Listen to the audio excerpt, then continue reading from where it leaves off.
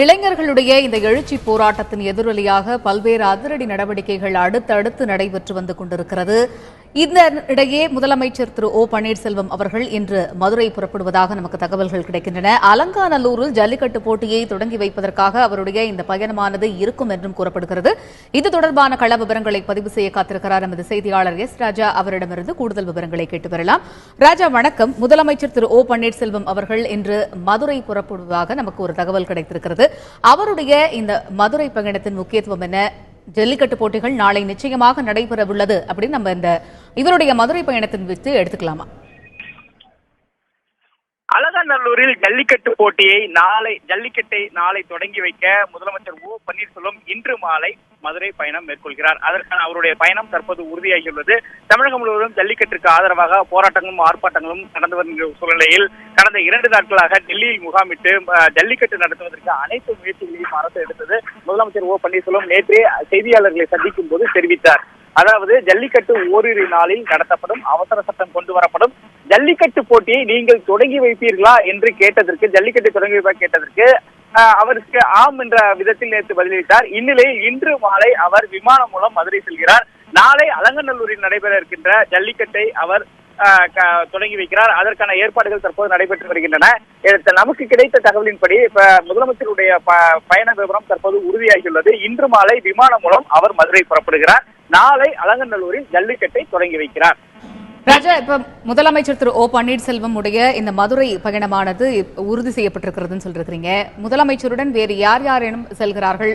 அதிகாரிகளாகட்டும், அமைச்சர் பெருமக்களாகட்டும், வேறு யாரெல்லாம் முதல்வருடன் அலங்காநல்லூர் பகுதிக்கு செல்கிறார்கள்? அந்த விவரங்கள் இதுவரை நமக்கு முழுவதுமாக கிடைக்கவில்லை. முதலமைச்சர் செல்வதுதான் தற்போது உறுதியாகியுள்ளது. ஏற்கனவே பல்வேறு அமைச்சர்கள், அதாவது அமைச்சர்கள் அந்தந்த பகுதிகளை சேர்ந்த அமைச்சர்கள் அந்தந்த ஊரில் தற்போது இருக்கிறார்கள். இந்நிலையில் மதுரை மாவட்டத்தை சேர்ந்த அமைச்சர்கள் பங்கேற்கலாம் என எதிர்பார்க்கப்படுகிறது. ஏனென்றால் அவர்கள் அனைவரும் அவரவர்களுடைய சொந்த தொகுதியில் அங்கங்கே இருக்கின்றனர். அமைச்சர்கள் எல்லாம் வெளியூரில் தான் இருக்கின்றனர், சென்னையில் இல்லை பெரும்பாலான அமைச்சர்கள். அப்படி இருக்கும் பொழுது அமைச்சர்களும் இந்த நாளை நடைபெற இருக்கின்ற இந்த ஜல்லிக்கட்டு நிகழ்ச்சியில் பங்கேற்பார்கள் என்று எதிர்பார்க்கப்படுகிறது. ஏனென்றால் ஒரு முக்கியமான ஒரு நிகழ்வாக இது கருதப்படுகிறது. கடந்த சில நாட்களாக இதுவரை தமிழகத்தில் இல்லாத அளவிற்கு மாணவர்களும் பொதுமக்களும் இளைஞர்களும் எழுச்சிமிகு போராட்டமாக ஜல்லிக்கட்டு நடத்த வேண்டும் என்ற ஒற்றை கோரிக்கைக்காக எழுச்சிமிகு போராட்டத்தை நடத்தி வென்றனர். அலங்காநல்லூரில் தொடங்கிய அந்த போராட்டம் தமிழகத்தின் தலைநகர் சென்னை மட்டுமல்லாமல் தமிழகத்தின் பல பகுதிகளிலும் விரிவடைந்து ஜல்லிக்கட்டை நடத்த வேண்டும் என்று போராட ஆரம்பித்தனர். இரவு பகல் பாராமல் தொடர் போராட்டமாக அது இருந்தது. இந்நிலையில் வலுப்பெற்றது.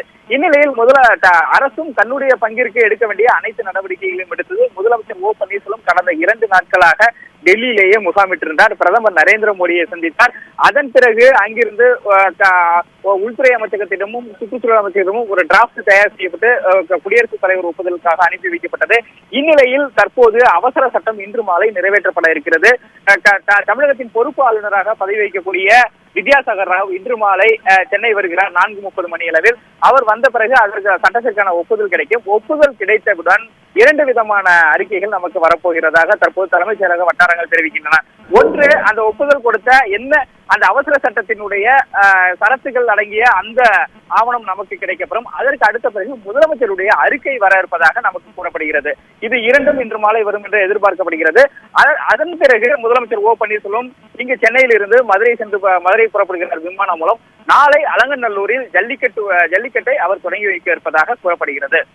ராஜா, அவருடைய பயணத்திற்கு முன்னதாக அதிகாரிகளுடன் ஆலோசனை கூட்டத்தில் ஏதேனும் ஈடுபடவிருக்கிறாரா? ஜல்லிக்கட்டு தொடர்பாக அலங்காநல்லூர் உள்ளிட்ட பல்வேறு பகுதிகளில் செய்யப்பட உள்ள ஏற்பாடுகள் குறித்து இந்த ஆலோசனை கூட்டத்தில் ஏதேனும் விவாதிக்கப்படவிருக்கிறதா? அது தொடர்பான தகவல்கள் ராஜா.